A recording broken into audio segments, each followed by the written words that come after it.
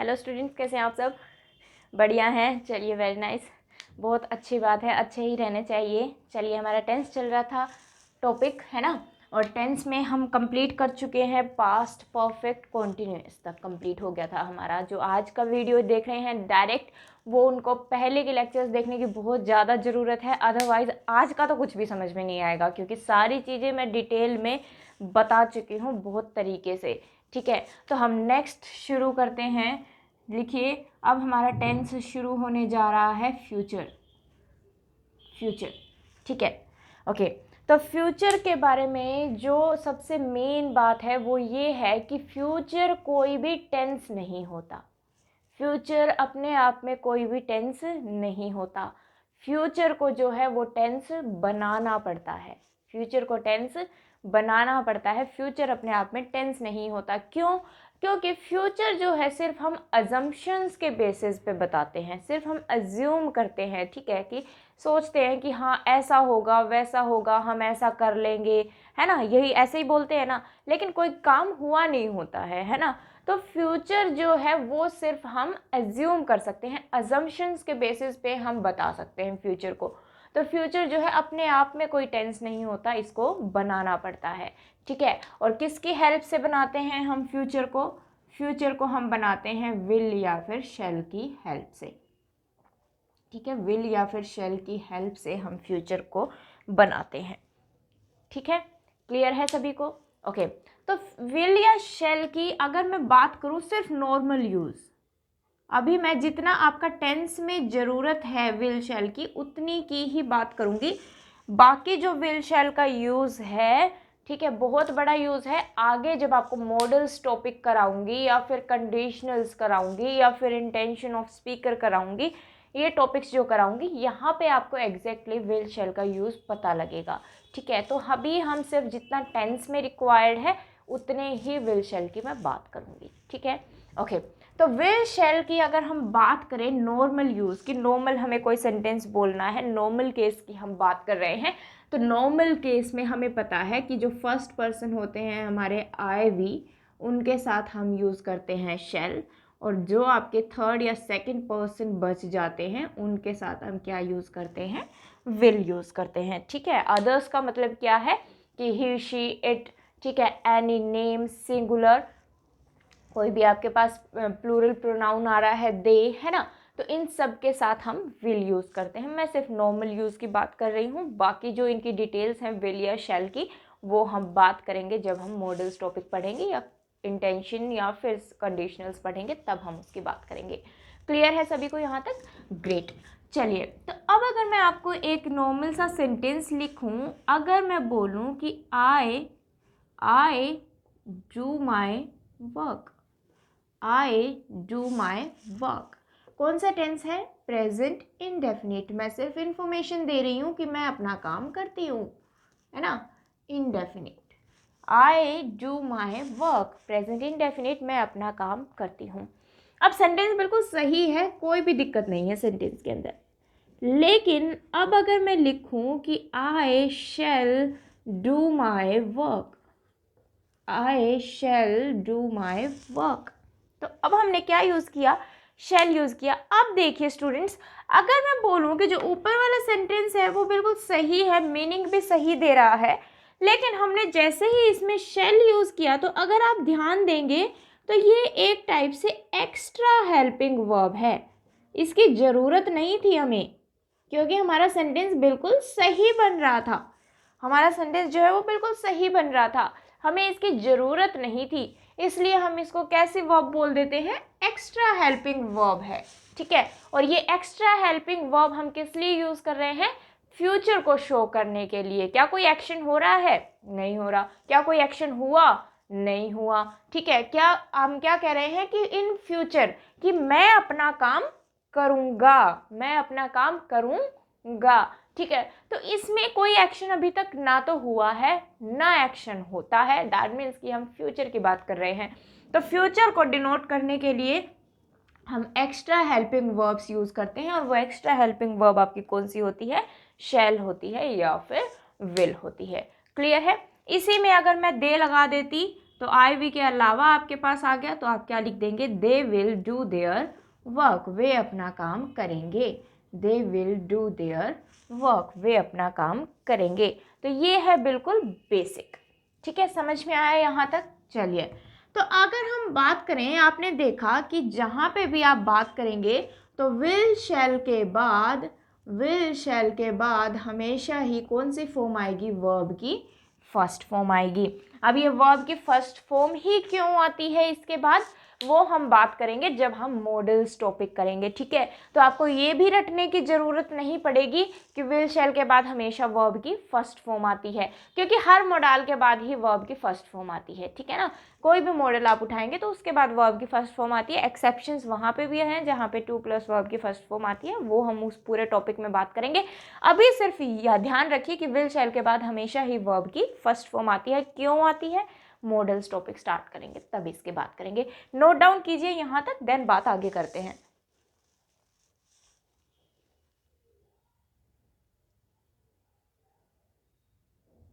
चलिए, अब लिखिए नेक्स्ट। अगर मैं आपको बोलूं, ध्यान से देखना स्टूडेंट, सेंटेंस आपको बहुत अच्छे से समझ में आएगा। देखिए, अगर मैं बोलूं कि द पीएम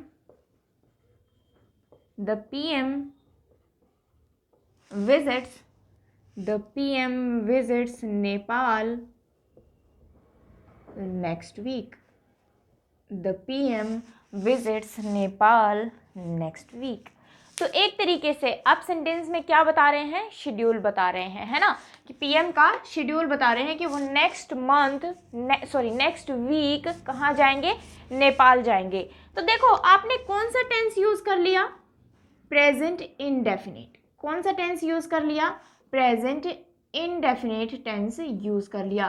तो यहाँ से ध्यान रखेंगे, बात तो हम फ्यूचर की ही कर रहे हैं, नेक्स्ट वीक बात तो हम किसकी कर रहे हैं, फ्यूचर की ही कर रहे हैं, लेकिन हम शेड्यूल बता रहे हैं, ठीक है, शेड्यूल बता रहे हैं, वो भी किसका, पीएम का, है ना। तो बहुत बड़ी अथॉरिटी होती है पीएम के पास, है ना।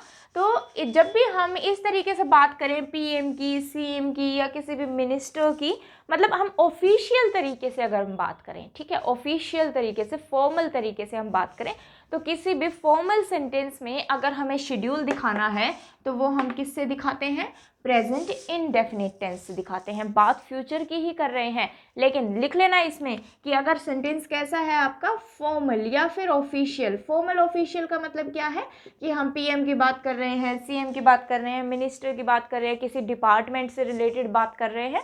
तो जब भी हम बात फॉर्मल की कर रहे हैं तो हम क्या यूज़ करते हैं, प्रेजेंट इनडेफिनिट। लेकिन अगर मैं बोलूं कि I go to meet him next week, I go to meet him next week, मैं उससे अगले महीने मिलता हूँ, है ना। इसका मीनिंग तो ये निकल आया। तो अब देखो, अब हम अपना भी तो शेड्यूल ही बता रहे हैं ना, शेड्यूल ही बता रहे हैं, लेकिन आपको यहाँ पे लगाना पड़ेगा कि I shall go to meet him next week. तो लिख लो, जब भी आपको पर्सनल शेड्यूल बताना है, कैसा शेड्यूल बताना है, पर्सनल शेड्यूल बताना है, तो उसमें आपको हमेशा ही फ्यूचर का यूज़ करना पड़ेगा, ठीक है। तो पर्सनल शेड्यूल को आप फ्यूचर टेंस में ही लिखना पड़ेगा आपको, आप प्रेजेंट इंडेफिनिट यूज़ नहीं कर सकते। तो जब भी आप कोई फॉर्मल शेड्यूल दिखा रहे हैं, कोई ऑफिशियल शेड्यूल दिखा रहे हैं, तब आप यूज़ कर सकते हैं प्रेजेंट इंडेफिनिट का। लेकिन अगर आपको पर्सनल शेड्यूल दिखाना है, किसी का भी पर्सनल शेड्यूल, आई लिखा है, ही लिख देती, दे लिख देती, तो जब भी आप पर्सनल शेड्यूल की बात करेंगे तो आप इसमें क्या यूज़ करेंगे, फ्यूचर टेंस यूज़ करेंगे। आप पर्सनल शेड्यूल के लिए प्रेजेंट इंडेफिनिट यूज़ नहीं कर सकते। कोई डाउट यहाँ तक, समझ में आया सभी को, क्लियर है। तो इससे ज़्यादा विल शैल की बात हम मॉडल्स में करेंगे। अब नेक्स्ट लिखिए, ये आपका कौन सा टेंस हो गया फ्यूचर का, फ्यूचर इनडेफिनिट, फ्यूचर इनडेफिनिट, ठीक है। और फ्यूचर इनडेफिनिट का बेसिक आपको पता ही लग गया कि विल शैल प्लस में वर्ब की फर्स्ट फॉर्म, जो मैं आपको बता चुकी हूँ बेसिक, ठीक है। तो ये था आपका future indefinite tense. Next heading डालिए, that is future continuous tense. Future continuous tense, future continuous tense. अब जब भी आपको सेंटेंस में विल या शेल दिखेगा, टेंस की बात कर रही हूँ, तो विल या शेल सेंटेंस में आ रहा है, दैट मीन्स वो बात किसकी कर रहा है, फ्यूचर की कर रहा है। तो नेक्स्ट हेडिंग डालिए, that is future continuous tense. Future continuous tense. अब इसका मतलब क्या है कि फ्यूचर में कोई काम जो है वो लगातार चल रहा होगा, फ्यूचर में कोई काम लगातार चल रहा होगा। तो अब इसका बेसिक क्या बनाएंगे हम लोग, बेसिक होगा हमारे पास सबसे पहले तो सब्जेक्ट ही आता है, ठीक है, उसके बाद विल शेल, उसके बाद विल शेल। अब हमने पढ़ा कि विल शेल के बाद बेशक हम कॉन्टिन्यूअस की बात कर रहे हैं, अब कॉन्टिन्यूअस की बात कर रहे हैं तो आईएनजी तो आएगा ही। कॉन्टिन्यूअस का मतलब ही होता है वर्ब की फर्स्ट फॉर्म प्लस में आईएनजी, है ना, क्योंकि हमें काम लगातार दिखाना है, कंटिन्यू में दिखाना है। तो अब हम वर्ब की फर्स्ट फॉर्म प्लस में आईएनजी तो यूज करेंगे ही, क्योंकि बात होगी कॉन्टिन्यूअस की। लेकिन हमने अभी अभी पढ़ा कि विल शेल के बाद तो वर्ब की फर्स्ट फॉर्म आनी ही आनी चाहिए, है ना, और विल शेल के बाद वर्ब की फर्स्ट फॉर्म आनी ही चाहिए। तो हमारी जो सबसे फालतू वर्ब होती है बी, जब हमें कोई भी वर्ब गिवन नहीं होती तो हम किसको घुसा देते हैं बीच में, बी को घुसा देते हैं, ठीक है, बी लगा देते हैं। तो बी जो है वर्ब की फर्स्ट फॉर्म होती है, तो विल शेल के बाद हम किसका यूज़ कर लेंगे, बी का यूज़ कर लेंगे। तो जब भी आपको कोई भी वर्ब गिवन नहीं होती, ठीक है, तो वहाँ पे आप क्या लगा लेते हैं, फॉर एग्जाम्पल अगर मैं बोलूँ, ध्यान दीजिएगा कैसे मैं ये चीज़ क्यों बोल रही हूँ। अगर मैं बोलूँ कि he should rich, he should rich, कि वह रिच होना चाहिए। अब हमें पता है मॉडल के बाद वर्ब की फर्स्ट फॉर्म आती है। अब रिच तो जो है वो वर्ब नहीं है, ये तो एक एडजेक्टिव है ना, क्योंकि हम ही के बारे में बात कर रहे हैं। अब जो रिच है वो तो एडजेक्टिव है, तो अब शुड के बाद वर्ब तो आई नहीं। अब हमें कोई वर्ब गिवन भी नहीं है कि हम उसकी वर्ब की फर्स्ट फॉर्म बना दें, है ना, तो अब हम क्या लगा देंगे, भी लगा देंगे, ही शुड बी रिच, ठीक है। ये सिर्फ याद रखने के लिए मैं आपको बता रही हूँ। क्लियर है सभी को, ठीक है। तो मॉडल के बाद आपको वर्ब की फर्स्ट फॉर्म हमेशा चाहिए ही चाहिए। आगे आपके पास अगर कॉन्टिन्यूअस में लिखना है तो वो वर्ब तो आएगी ही, लेकिन विल शेल के बाद हमेशा ही क्या होना चाहिए, आपके पास वर्ब की फर्स्ट फॉर्म होनी चाहिए। समझ में आया यहाँ तक, क्लियर है। नोट डाउन कर लीजिए, साथ साथ नोट्स बनाने बहुत ज़्यादा ज़रूरी हैं, अदरवाइज फिर जब एग्ज़ाम में पढ़ने बैठोगे तो खुद ही नहीं समझ में आएगा कि कहाँ से क्या पढ़ना था, ठीक है। क्लियर हुआ सभी को, ओके। तो फॉर एग्जाम्पल अगर मैं बोलूँ कि they are doing their work, they are doing their work, present continuous है, प्रेजेंट कॉन्टिन्यूअस में लिखा है हमने कि वो अपना काम कर रहे हैं, ठीक है। अब इसी को अगर मुझे फ्यूचर बनाना है तो मैं क्या बोलूँगी कि they will be doing their work, they will be doing their work, ठीक है। तो मेन वर्ब जो है वो आपकी यहाँ पे डूइंग ही होगी, क्लियर है। तो ये हमने लिख दिया फ्यूचर कॉन्टिन्यूअस टेंस में कि they will be doing their work, वो अपना काम कर रहे होंगे। क्लियर है सभी को यहाँ तक, ग्रेट। अब देखिए जो इम्पोर्टेंट कॉन्सेप्ट बता रही हूँ मैं आपको, वो ध्यान देंगे, ये इम्पोर्टेंट है। अगर हम बात करें अब जो है हम फ्यूचर कॉन्टिन्यूअस को, जो फ्यूचर कॉन्टिन्यूअस है उसको हम प्रेजेंट कॉन्टिन्यूअस से भी शो कर सकते हैं। उसको हम किससे शो कर सकते हैं, प्रेजेंट कॉन्टिन्यूअस से भी शो कर सकते हैं, लेकिन उसमें आपका ये पोर्शन जो है वो फिक्स्ड हो जाता है, ये पोर्शन जो है वो फिक्स्ड हो जाता है।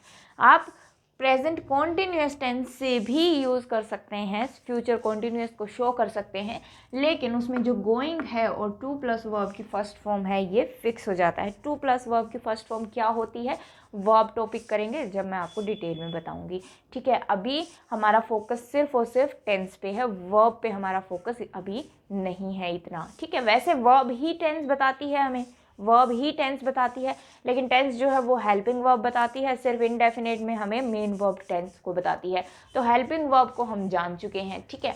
तो जब टू प्लस वर्ब की फर्स्ट फॉर्म हम जब वर्ब पढ़ेंगे तब बात करेंगे। तो अगर मैं बोलना चाहूँ आपको, अगर मैं आपको बोल दूँ कि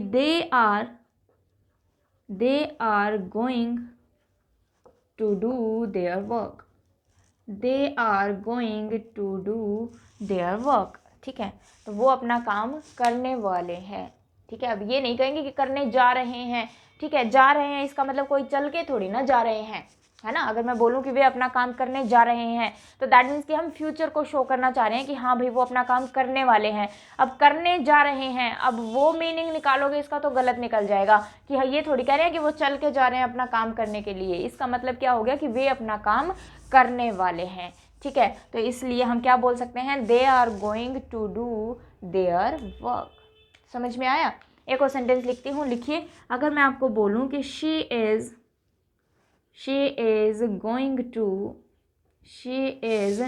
going to buy a new car next month, she is going to buy a new car next month, तो हम क्या कह रहे हैं कि वह नई कार खरीदने वाली है अगले महीने, ठीक है। मीनिंग यही निकला कि वह अगले महीने नई कार खरीदने वाली है, ठीक है। तो is going two plus verb की थर्ड फॉर्म से हम क्या शो करना चाह रहे हैं, फ्यूचर को ही शो करना चाह रहे हैं। क्लियर है सभी को। अब इसका मतलब ये नहीं है कि कोई काम लगातार चल रहा होगा, सिर्फ हम फ्यूचर को शो करना चाह रहे हैं। क्लियर है सभी को। तो हम कॉन्टिन्यूअस से भी फ्यूचर को शो कर सकते हैं। इनके हिंदी मीनिंग जरूर लिख लेना। ऊपर वाला है कि वह अपना काम करने वाले हैं और वह नेक्स्ट मंथ एक नई गाड़ी खरीदने वाली है। मीनिंग जरूर लिख लेना, वरना फिर वही आप हिंदी का जुगाड़ लगाओगे इसके अंदर कि करने जा रही है, ठीक है, तो वो मीनिंग निकालोगे तो फिर आपका सेंटेंस गलत हो जाएगा। या फिर ये सोचोगे कि फ्यूचर प्रेजेंट कॉन्टीन्यूअस से ये काम कॉन्टिन्यू में चल रहा है, ऐसा कुछ नहीं है। हम जैसे ही हमने गोइंग टू प्लस वर्ब की फर्स्ट फॉर्म लगाया तो वो आपको फ्यूचर डिनोट कर रहा है कि फ्यूचर में वो ये काम करने वाली है। क्लियर है सभी को। कोई डाउट यहाँ तक। तो ये था आपका फ्यूचर कॉन्टिन्यूअस टेंस। सिर्फ आपको यहाँ पे थोड़ा सा इनके जो बेसिक स्ट्रक्चर्स हैं वो ध्यान रखने हैं और उनका भी आपको रट्टा मारने की ज़रूरत नहीं है, ठीक है। टेंस मैंने आपको निकालना बताया हुआ है, स्टार्टिंग से आपको वीडियोस देखेंगे तो मैं इतना डिटेल में अब क्यों नहीं बता रही हूँ, क्योंकि मैंने पूरा लेक्चर लगाया हुआ है इन चीज़ों को समझाने के लिए। तो अब मैं दोबारा से इन पे टाइम वेस्ट नहीं करूँगी। आप दोबारा सारी वीडियोस देखिए स्टार्टिंग से, आपको इतना ईजी लगेगा ना कि मैम ने ये क्या बता दिया, आपको खुद में खुद समझ में आएगा कि हाँ मैम क्या बता रही हैं, ठीक है। लेकिन अगर पिछली वीडियोस नहीं देखोगे तो अब समझ नहीं आएगा, क्योंकि बार बार मैं वो चीज़ें रिपीट नहीं करूँगी, है ना। तो वो तो टोटली टाइम वेस्ट है, क्योंकि हर चीज़ में डिटेल में, बहुत डिटेल में आपको स्टार्टिंग में ही बता चुकी हूँ। कोई चीज़ ऐसी नहीं है जो एक्सप्लेन ना की गई हो। जो चीज़ नई थी फ्यूचर में वो मैंने आपको बता दी है फ्यूचर टेंस के अंदर। क्लियर है। चलिए नेक्स्ट लिखिए, that is future perfect. Future perfect, future perfect tense, future perfect tense. अब फ्यूचर परफेक्ट, अब परफेक्ट मैंने आपको पहले भी बताया है कि परफेक्ट का मतलब काम कंप्लीट हो चुका है, कंप्लीट एक्शन को हम परफेक्ट बोलते हैं। अब बात करें फ्यूचर परफेक्ट की, दैट मीन्स कि काम जो है वो फ्यूचर में पूरा हो चुका होगा। तो अगर हम बेसिक की बात करें, बेसिक की अगर हम बात करें, मैं फिर बोल रही हूँ, ये मत सोचना कि परफेक्ट इतना ही है जितना मैडम ने बोल दिया, ठीक है। अगर आप पुरानी वीडियो स्टार्टिंग से अगर सारे लेक्चर्स देखते हैं तो आपको खुद समझ में आ जाएगा ये परफेक्ट इतनी छोटी सी चीज़ नहीं है। मैंने फर्स्ट लेक्चर में ही बहुत डिटेल में आपको चीज़ें बताई हैं, कॉन्टीन्यूअस कैसे, परफेक्ट कैसे और परफेक्ट कॉन्टीन्यूअस कैसे, ठीक है। तो ये मत समझना कि और जो लेक्चर्स चल रहे हैं यूट्यूब के ऊपर या कहीं से भी आपने पढ़ा है वो भी तो यही बताते हैं, कौन सी अलग बात है। इसमें बहुत चीज़ें अलग हैं और बहुत बातें अलग हैं, लेकिन उसके लिए आपको पहली वीडियोस देखनी पड़ेगी। अगर मैं बार बार यही रिपीट करती रहूँगी तो आपका सिलेबस आगे नहीं बढ़ेगा, ठीक है। सिलेबस आगे नहीं बढ़ेगा और वीडियोस काफ़ी लंबी बन जाएंगी, उसका कोई बेनिफिट नहीं है। क्योंकि अगर टेंस पढ़ना है, मैं हमेशा एक बात बोलती हूँ, अगर पढ़ो तो स्टार्टिंग से पढ़ो और एडवांस तक पढ़ो, अदरवाइज पढ़ो ही मत, ठीक है। अब आप सोच रहे हैं कि आप टेंस पढ़ लें, चलो आज जो लेक्चर चल रहा है उसी को पढ़ लेते हैं, ठीक है, तो उसका कोई बेनिफिट नहीं है। क्योंकि जब तक आपको उसकी स्टार्टिंग नहीं पता, ठीक है, आपको टेंस के बारे में कुछ पता ही नहीं है, तो आप डायरेक्ट पढ़ेंगे तो वही है, फिर रट्टा मारने की कोशिश करेंगे, ठीक है। रट्टा मारने की कोशिश करेंगे तो क्वेश्चन एग्जाम में कभी सोल्व ही नहीं होगा आपका, फिर से आप वहीं की वहीं खड़े रह जाएंगे। फिर तो आप किसी बुक, किसी टीचर, कहीं से भी पढ़ लीजिए, आपको कभी कुछ समझ में नहीं आएगा, ठीक है। तो इतनी चीज़ें बोल रही हूँ, बार बार बोल रही हूँ कि पहले पुराने लेक्चर्स देख लेना। इसका मतलब देख लेना, तभी आपको समझ में आएगा कि चल क्या रहा है, ठीक है। या ये चीज़ें कि मैम इतने शॉर्ट में बता के आगे कैसे बढ़ रही हैं, मैं इतनी शॉर्ट में बता के आगे इसलिए बढ़ रही हूँ क्योंकि ये चीज़ें मैं बहुत डिटेल में पूरे लेक्चर्स में लगा चुकी हूँ, ठीक है। क्लियर है? ओके, तो बात करते हैं बेसिक की। तो बेसिक की बात करेंगे, फ्यूचर की बात हो रही है तो विल या शैल में से एक तो यूज़ होगा ही, ठीक है। और इसके बाद हमें हमेशा ही वर्ब की फर्स्ट फॉर्म चाहिए। लेकिन हमें पता है कि जब हमारा काम जो है वो परफेक्ट होता है तो हम यूज़ करते हैं हैज़, हैव या फिर हैड, ठीक है। प्रेजेंट परफेक्ट की अगर बात करते हैं तो हैज़, हैव यूज़ हो जाता है। पास्ट परफेक्ट की अगर हम बात करते हैं तो हैड यूज़ हो जाता है। अब हैड तो किसी हाल में यूज़ नहीं होगा क्योंकि हम बात ही फ्यूचर की कर रहे हैं, है ना। और ये तो वर्ब की सेकंड फॉर्म या फिर वर्ब की थर्ड फॉर्म होती है, वर्ब की सेकंड फॉर्म या फिर वर्ब की थर्ड फॉर्म होती है। अब वर्ब की सेकंड फॉर्म या थर्ड फॉर्म तो कभी भी आती नहीं है विल शैल के बाद, तो हमारे पास बच जाता है हैज़ या फिर हैव। तो हैज़ या हैव में से ध्यान रखेंगे कि मोडाल जो है वो हमेशा ही हैव को लेता है। विल शैल मॉडल के साथ हमेशा ही वर्ब की फर्स्ट फॉर्म आती है और फर्स्ट फॉर्म में भी हैव को ही लेगा, वो हैज़ नहीं। और हैव के बाद आपको पता है वर्ब की थर्ड फॉर्म आती है, हैव के बाद वर्ब की थर्ड फॉर्म आती है। क्लियर है? तो हम बात कर रहे हैं परफेक्ट की कि फ्यूचर में कोई काम जो है वो पूरा हो चुका होगा, ठीक है। तो और एक बात और, ये मत रटना चुका होगा, चुकी होगी, चुकी होगी, ये चीज़ें रटोगे ना, मैंने पहले भी बोला, ये चीज़ें रटोगे तो वहीं फंसे खड़े रह जाओगे। मैं फिर बोल रही हूँ ये बात, ठीक है। और जो मैं बोलती हूँ उसका मतलब है, ऐसे ही मत लेना, ठीक है। वरना आज का लेक्चर बेशक देख लो, आपको फ्यूचर भी समझ में नहीं आएगा, आपको फ्यूचर भी समझ में नहीं आएगा सिर्फ आज का लेक्चर देखोगे तो। मैं फिर बता रही हूँ ये बात, ठीक है। कि आप ये सोचोगे ओ यही तो बुक में लिखा हुआ है, बेशक यही बुक में लिखा हुआ है, लेकिन ये चीज़ें आई कैसे हैं वो मैं डिटेल में बता चुकी हूँ। तो जो स्टूडेंट्स कंटिन्यू क्लासेस ले रहे हैं उनको ये सारी चीज़ें पता हैं कि मैडम इतनी डिटेल में अब क्यों नहीं बता रही हैं, है ना। स्ट्रक्चर्स को, सेंटेंसेस बता चुकी हूँ मैं आपको, टाइम बता चुकी हूँ, ठीक है। हर चीज़ के बारे में मैं आपको बहुत डिटेल में बता चुकी हूँ। तो बात कर रहे हैं हम परफेक्ट की, तो ध्यान रखें जब भी आप बात करेंगे बाय प्लस में टाइम, बाय प्लस में टाइम, जब भी आपके पास बाय के बाद टाइम गिवन होगा तो वो हमेशा फ्यूचर डिनोट करता है, वो हमेशा ही क्या डिनोट करता है, फ्यूचर डिनोट करता है। तो जब भी आपके पास बाय उसके बाद टाइम आ रहा होगा तो वो हमेशा ही किसको डिनोट करेगा, फ्यूचर को डिनोट करेगा। क्लियर है सभी को यहाँ तक? तो जब भी हम बात करेंगे बाय के बाद टाइम की तो वो बात करेगा आपकी फ्यूचर की, ठीक है। तो हम बात करें तो ये कहाँ से कहाँ तक की बात करेगा, प्रेजेंट से लेकर फ्यूचर तक की बात करेगा, प्रेजेंट से फ्यूचर तक की बात करेगा, ठीक है। तो हम यहाँ क्या यूज़ करते हैं, फ्यूचर परफेक्ट यूज़ करते हैं। कैसे यूज़ करेंगे देखिए, लिखिए सेंटेंस लिखिए, he will read this book, he will read this book, read this book by the end of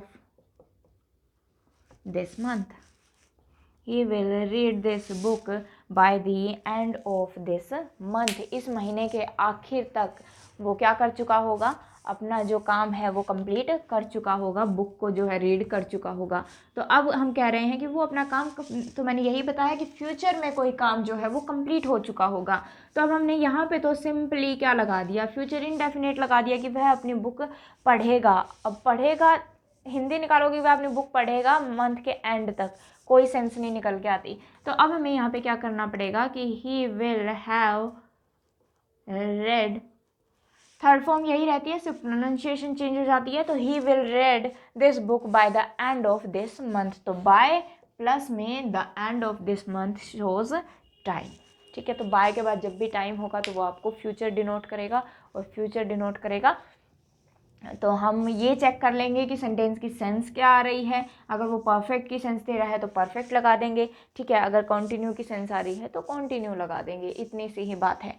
clear है? ओके, अभी मैं आपको एक एक दो एग्जाम्पल ही करा के छोड़ रही हूँ क्योंकि जैसे ही हमारा टेंस कंप्लीट होगा तो हम फिर प्रैक्टिस करेंगे सबसे पहले टेंस की, तो वहाँ पर आपके बहुत सारे एग्जाम्पल्स आपके पास आ जाएंगे। क्लियर है? बहुत सारे एग्जाम्पल्स आपके पास आ जाएंगे तो तब उसकी बात करेंगे, ठीक है। ओके, चलिए नोट डाउन कीजिए, देन बात करते हैं आगे।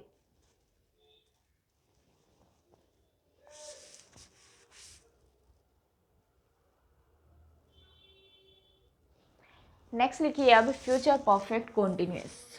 Future perfect continuous, future perfect continuous.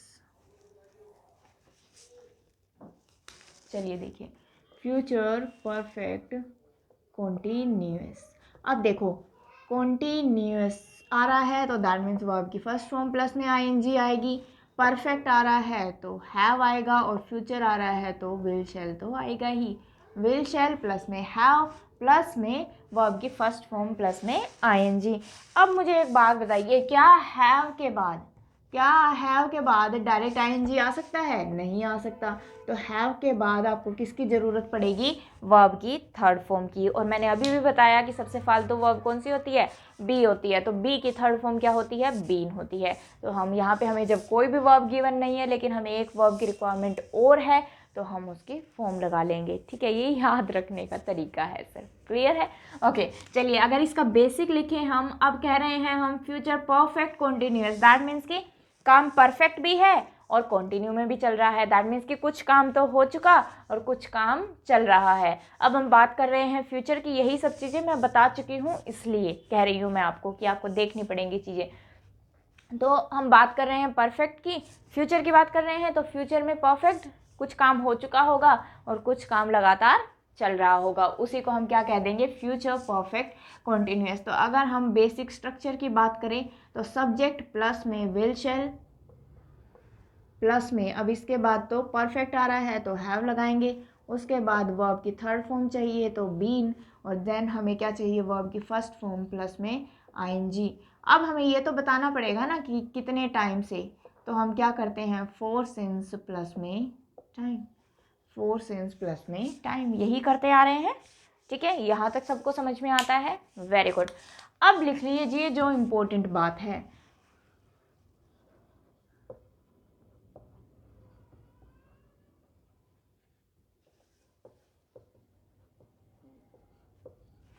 Future की अगर हम बात करेंगे, फ्यूचर की अगर हम बात करेंगे तो जो आपका सिंस है वो किससे रिप्लेस हो जाता है? फ्रॉम से। सिंस जो है वो आपका किससे रिप्लेस हो जाता है? फ्रॉम से। फॉर और सिंस भी मैं बहुत डिटेल में आपको बता चुकी हूँ, दोबारा नहीं बताऊंगी। ओके, तो हम सिंस को फ्रॉम से रिप्लेस क्यों करते हैं? देखिए, क्योंकि हमने अभी तक पढ़ा कि सिंस के बाद हम जब टाइम लिखते हैं, और वो टाइम भी कैसा आता है आपका? Point of time. टाइम भी मैंने आपको दो टाइप का बताया है पहले, duration of time and point of time. तो फोर के बाद आपका हमेशा ड्यूरेशन ऑफ टाइम आता है और सिंस के बाद आपका पॉइंट ऑफ टाइम आता है। तो हमने कहा कि सिंस के बाद टाइम आता है, लेकिन हमेशा ही कैसा टाइम आता है? पास्ट का टाइम आता है। हमेशा ही कैसा टाइम आता है? पास्ट का टाइम आता है। लेकिन पास्ट का टाइम आएगा तो पास्ट के टाइम से हम फ्यूचर को कैसे शो करेंगे? पास्ट का टाइम आएगा तो हम फ्यूचर को तो शो नहीं कर सकते ना पास्ट के टाइम से। तो इसलिए हमें जब फ्यूचर शो करना है तो हम फ्रॉम यूज़ कर लेते हैं। ठीक है, क्योंकि हमें फ्यूचर का टाइम बताना है, और फ्यूचर का टाइम बताना है तो हम फ्रॉम यूज़ करेंगे, सिंस यूज़ नहीं करेंगे, क्योंकि सिंस के बाद तो हमेशा ही पास्ट का टाइम लिखा जाता है। इसलिए स्टूडेंट्स हम सिंस को किससे रिप्लेस कर देते हैं? फ्रॉम से रिप्लेस कर देते हैं। कहाँ पे? फ्यूचर परफेक्ट कॉन्टिन्यूअस के अंदर। क्लियर है सभी को? नोट कीजिए, ये बहुत इंपॉर्टेंट पॉइंट है। आपको टीचर्स या बुक्स में यही लिखा मिल जाता है, फोर सिंस प्लस में टाइम। ठीक है, और किसी बुक में आपको ये बता देते हैं ना कि सिंस की जगह फोर आता है, तो वो आपका एक्सप्लेनेशन नहीं देते कि सिंस की जगह हम फ्रॉम यूज़ क्यों करते हैं। तो उसका रीज़न ये है कि सिंस के बाद हमेशा ही पास्ट टाइम आता है और पास्ट टाइम से हम फ्यूचर को शो नहीं कर सकते, इसलिए हमें सिंस को रिप्लेस करना पड़ता है। किससे? फ्रॉम से रिप्लेस करना पड़ता है। ठीक है, तो नोट कीजिए, देन आगे की चीज़ें बताती हूँ मैं आपको।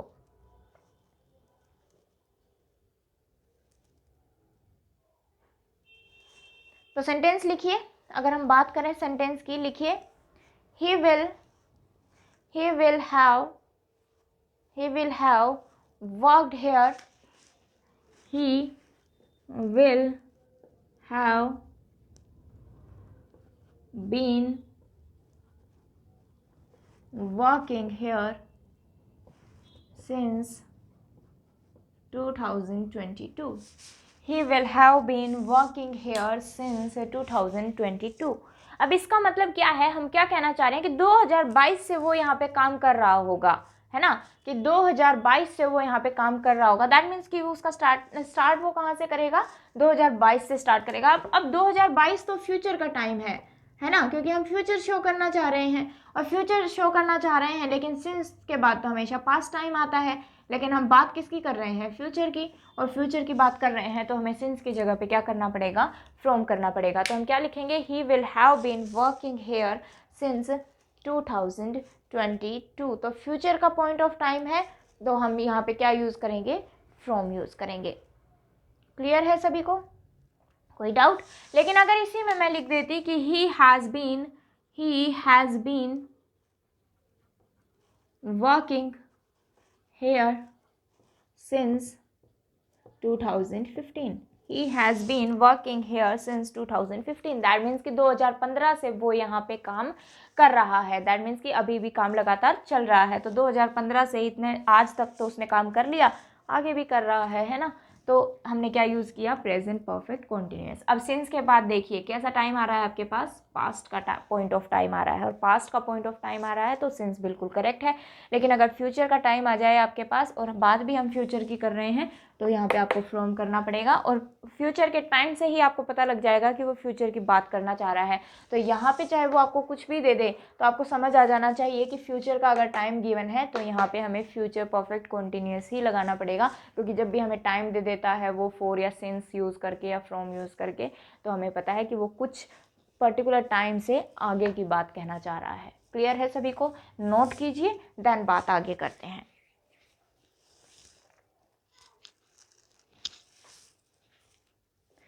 कोई डाउट यहाँ तक? आई थिंक होना नहीं चाहिए।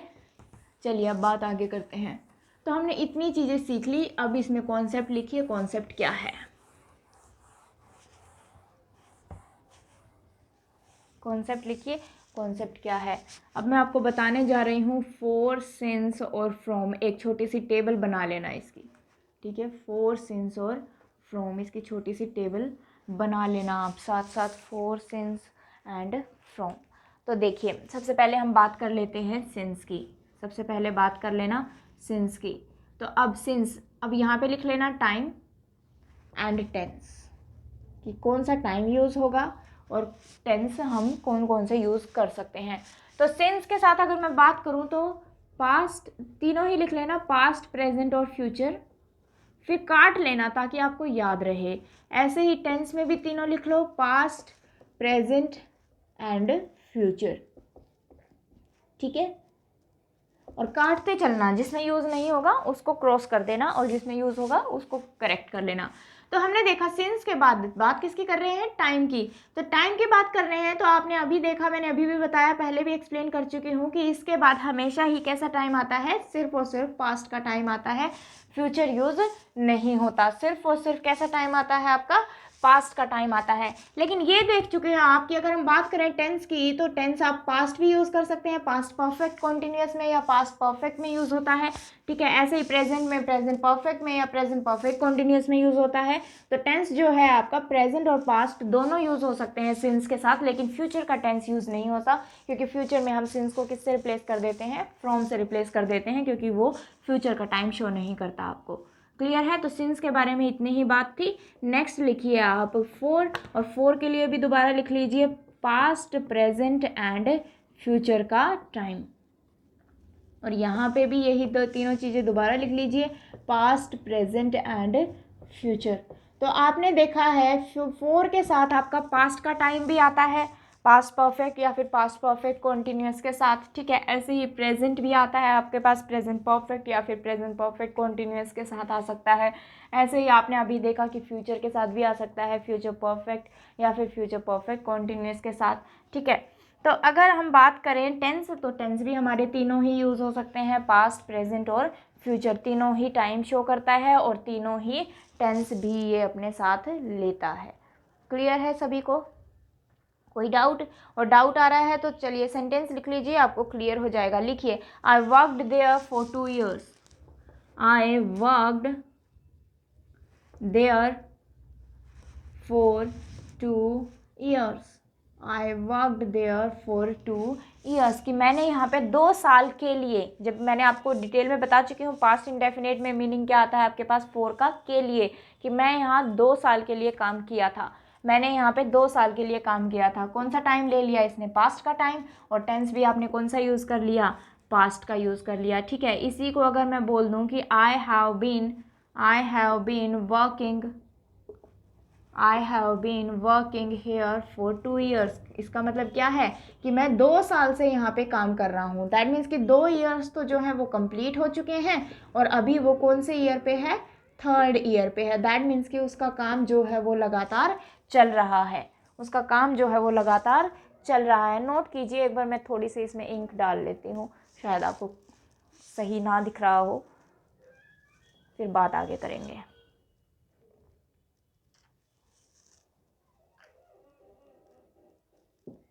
ठीक है, क्लियर है। तो 2 साल काम कंप्लीट हो गया था उसे, इसी को हम परफेक्ट कॉन्टिन्यूस कहते हैं कि कुछ काम कंप्लीट हो गया और कुछ काम जो है आपका लगातार चल रहा है। तो हमने देखा कि प्रेजेंट में भी आपका यूज़ हो गया, समझ में आया, पास्ट में भी यूज़ हो गया, प्रेजेंट में भी आपका यूज़ हो गया। अगर मैं लिख दूँ I shall be there for 2 hours, I shall be there for 2 hours, I shall be there for 2 hours, कि मैं वहाँ 2 घंटे के लिए होऊंगा। तो आपने देखा प्रेजेंट इंडेफिनेट, पास्ट इंडेफिनेट या फ्यूचर इंडेफिनेट, मीनिंग किसका देता है, के लिए, मीनिंग किसका देता है, फॉर, के लिए। लेकिन अगर हम बात करेंगे present perfect, past perfect, future perfect, या फिर present perfect continuous, past perfect continuous, या फ्यूचर परफेक्ट कॉन्टिन्यूस, तो आपकी किसकी सेंस देता है, वो से की सेंस देता है। ठीक है, तो ये सेंटेंस भी बिल्कुल सही है। तो आप पास्ट में भी यूज़ कर लिया आपने, प्रेजेंट में भी यूज़ कर लिया और फ्यूचर टेंस भी यूज़ कर लिया, और टाइम भी अपने अकॉर्डिंग चेंज हो गया, क्योंकि ये जो 2 आवर्स हैं ये आगे फ्यूचर के 2 आवर्स की बात कर रहा है कि मैं 2 घंटे के लिए वहाँ पे होऊंगा, है ना। तो वो 2 घंटे होंगे वो आगे वाले होंगे। नोट कीजिए, देन बात आगे करेंगे। ओके, एक चीज़ और, आपको ये चीज़ पता ही है कि सिंस के बाद पॉइंट ऑफ टाइम आता है ना, ये मैं बता चुकी हूँ इसलिए मैंने दोबारा नहीं बताया था। 4 के बाद जो है वो ड्यूरेशन ऑफ टाइम आता है, ठीक है, that is period of time आता है। यहाँ तक नोट कीजिए, देन बात आगे करते हैं। क्लियर है। इसके बाद लिखिए फ्रॉम, इसके बाद लिखिए फ्रॉम, फ्रॉम।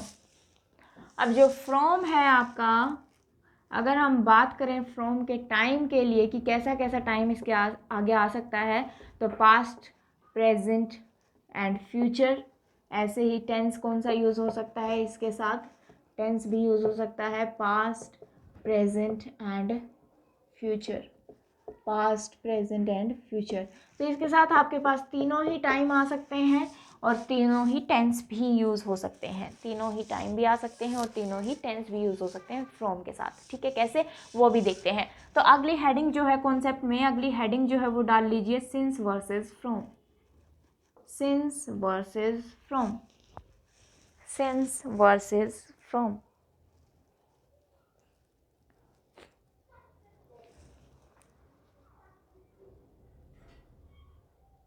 ठीक है, तो देखिए कैसे। अब हमें एक चीज़ तो पता लग गई कि सिंस और फ्रॉम के बाद जो है वो आता तो पॉइंट ऑफ टाइम ही है, सिंस और फ्रॉम के बाद आता तो पॉइंट ऑफ टाइम ही है। ठीक है, लेकिन हमें ये पता है कि सिंस के साथ हम कैसा टाइम यूज़ करते हैं, पास्ट का टाइम यूज़ करते हैं। ठीक है, लेकिन फ्रॉम के साथ हम तीनों ही टाइम यूज़ कर सकते हैं। तो डिफरेंस क्या है कि यहाँ पे आपके पास एक इंटरवल मिलेगा आपको। इंटरवल का कहने का मतलब क्या है कि आपके पास स्टार्टिंग पॉइंट भी हो सकता है, जब आपको स्टार्टिंग पॉइंट भी गिवन है, और टू एंड पॉइंट भी गिवन है, स्टार्टिंग पॉइंट भी गिवन है और आपके पास एंडिंग पॉइंट भी गिवन है। तो उसके साथ आप फ्रॉम यूज़ करेंगे, वहाँ पे सिंस यूज़ नहीं हो सकता। वहाँ पे क्या यूज़ नहीं हो सकता, आपका सिंस यूज़ नहीं हो सकता जब आपको उसने कंप्लीट क्या गिवन है, आपके पास एक इंटरवल गिवन है कि इतने टाइम से लेके इतने टाइम तक। ठीक है, तो उसमें हम यूज़ नहीं कर सकते। कैसे, फॉर एग्जांपल अगर आपको मैं बोलूँ कि सिंस 2013 टू 2018, सिंस 2013 टू 2018 की 2013 से लेके 2018 तक, अब आप सिंस यूज़ नहीं कर सकते। अब आपको क्या यूज़ करना पड़ेगा, फ्रॉम यूज़ करना पड़ेगा कि 2013 से लेकर 2018। अब अगर आप ध्यान देंगे तो बात तो आप पास्ट की कर रहे हैं, टाइम तो आपके पास पास्ट ही गिवन है, लेकिन आपने क्या यूज़ किया, फ्रॉम यूज़ किया, क्योंकि एक जब आपके पास स्टार्टिंग पॉइंट और एंडिंग पॉइंट दोनों गिवन है तो उसके साथ आप सिंस यूज़ नहीं करते हैं। तो आपने देखा कि फ्रॉम के साथ पास्ट टाइम भी आ सकता है, इसीलिए मैंने आपको तीनों पे टिक कराया है कि जब आपके पास पास्ट टाइम गिवन हो तब भी आप फ्रॉम यूज़ कर सकते हैं, लेकिन वो कब यूज़ कर सकते हैं, जब आपके पास स्टार्टिंग पॉइंट और एंडिंग पॉइंट दोनों गिवन हो। क्लियर है? ठीक है, नोट कीजिए, देन बात करते हैं। अगर मैं आपको सेंटेंस लिख दूं, देखिए, he has been working here, he has been working here since या फिर from 2013, he has been working here since या फिर from 2013। अब बताइए क्या आएगा सेंटेंस में। ठीक है, तो अब हमें पास्ट का टाइम दिख रहा है, बिल्कुल सिंस आ सकता है, पास्ट का टाइम है तो फ्रॉम भी आ सकता है, पास्ट का टाइम गिवन है तो सिंस भी आ सकता है और फ्रॉम भी आ सकता है। क्या हमें कोई टाइम इंटरवल गिवन है क्या, यहाँ से लेके यहाँ तक starting point ending point given है, नहीं गिवन है। अब नहीं गिवन है तो सिंस भी आ सकता है और फ्रॉम भी आ सकता है। लेकिन अगर इसी सेंटेंस को मैं क्या कर देती, 2013 टू 2018 दोबारा ही लिख देती हूँ मैं, वरना आप कंफ्यूज हो जाओगे, ये नोट कीजिए, देन दोबारा से लिख देती हूँ मैं सेंटेंस, तब बात करेंगे।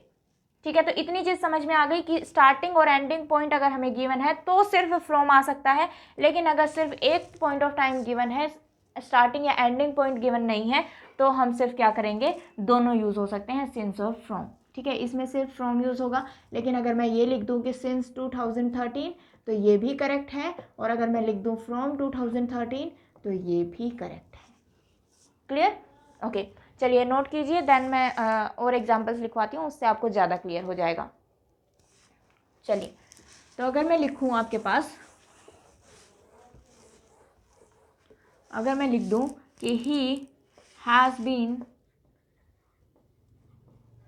वर्किंग हेयर सिंस या फिर फ्रॉम 2013 टू 2018।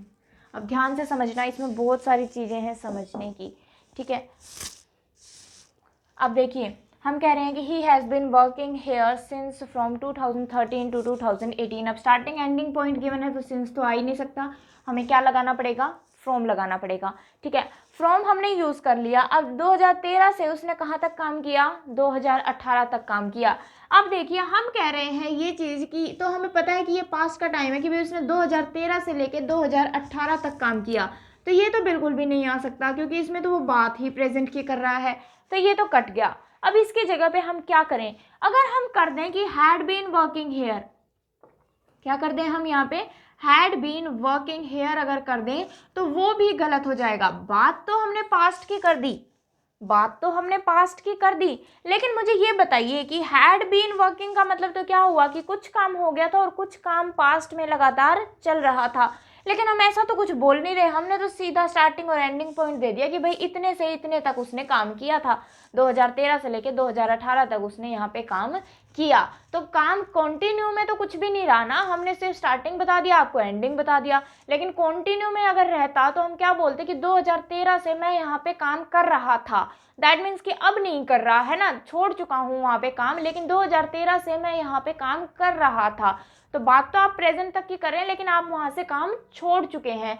तो लेकिन यहाँ पे तो हम डायरेक्ट आपको बता रहे हैं कि 2013 से 2018 तक उसने काम किया, तो आपको यहाँ पे क्या लिखना पड़ेगा कि he worked here from 2013 to 2018। तो आपने देखा पास्ट में भी यूज़ हो सकता है आपका फ्रॉम, अभी इससे पहले देखा था आपने प्रेजेंट में भी आपका फ्रॉम यूज़ हो रहा था, और फ्यूचर का एग्जाम्पल तो मैं आपको पहले ही करा चुकी हूँ। ठीक है, तो आपके तीनों ही टाइम भी यूज़ हो सकते हैं, तीनों ही टेंस भी यूज़ हो सकते हैं फ्रॉम के साथ।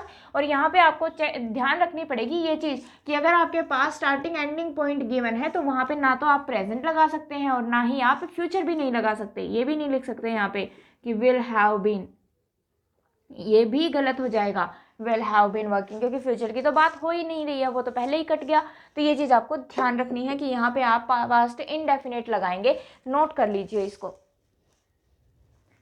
ठीक है, क्योंकि एंड पॉइंट आपके पास गिवन है। एंड पॉइंट गिवन है, इसलिए यहाँ पे पास्ट इंडेफिनिट आया है। अगर वो सिर्फ इतना छोड़ देता फ्रॉम 2013 तो आपका ठीक था, हैड बीन वर्किंग या फिर हैज़ बीन वर्किंग करेक्ट था। जैसे भी आपको सेंटेंस की सेंस गिवन हो कि वो पास्ट में आपसे एग्जाम्पल सॉल्व कराना चाह रहा है या प्रेजेंट में सॉल्व कराना चाह रहा है। क्लियर है। और ये चीज़ आपको कैसे पता लगती है, अगर मान लो उसने जो प्रेजेंट की हेल्पिंग वर्ब उसने किसकी दी है, आपको प्रेजेंट की दी है, इसका मतलब आपको एरर किस में सॉल्व करना है, प्रेजेंट में। अगर पास्ट की हेल्पिंग वर्ब गिवन है तो आपको किस में सॉल्व कराना चाह रहा है, वो पास्ट में।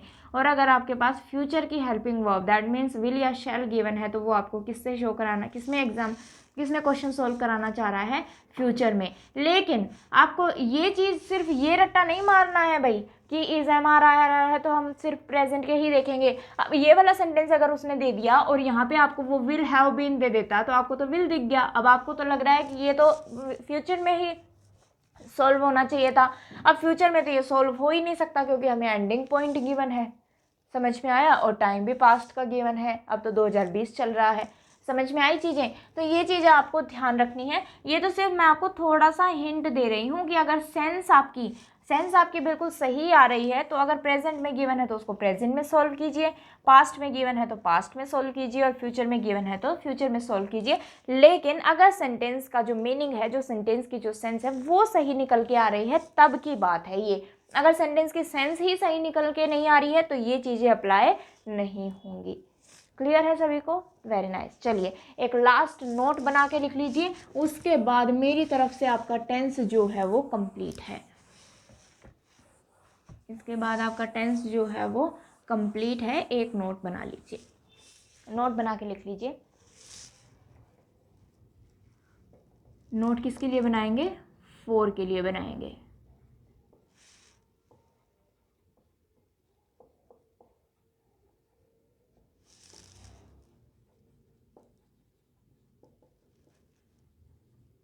यहाँ पे कुछ भी गिवन हो, आपको वीक गिवन हो, मंथ गिवन हो, ईयर गिवन हो, कुछ भी गिवन हो, उससे कुछ फर्क नहीं पड़ता। तो एक लिख लिया 4 के बाद आर्टिकल आता है और एक में 4 के बाद आपके पास आर्टिकल नहीं होता है। ठीक है, तो ध्यान रखेंगे कि जो आपका आर्टिकल आ रहा है ये आर्टिकल आपको शो करेगा ड्यूरेशन। क्या शो करेगा? ड्यूरेशन शो करेगा। तो जब भी आपके पास 4 के बाद आपको दा दिखता है तो वो क्या शो करेगा? आपको ड्यूरेशन शो करेगा। मीनिंग हिंदी में ही लिख लेना कि पिछले सप्ताह के 7 दिन, पिछले सप्ताह के 7 दिन, तो वो पिछले वीक के 7 दिनों की बात कर रहा है। ठीक है, यहाँ ईयर लिख देती तो पिछले साल के 365 दिन की बात करता। दैट मीन्स कि वो आपको ड्यूरेशन दे रहा है। लेकिन जब उसने खाली लिख दिया फॉर लास्ट वीक, इसका मतलब है पिछला सप्ताह। अब वो ड्यूरेशन की बात नहीं कर रहा, वो सिर्फ कह रहा है कि पिछला सप्ताह, लास्ट वीक।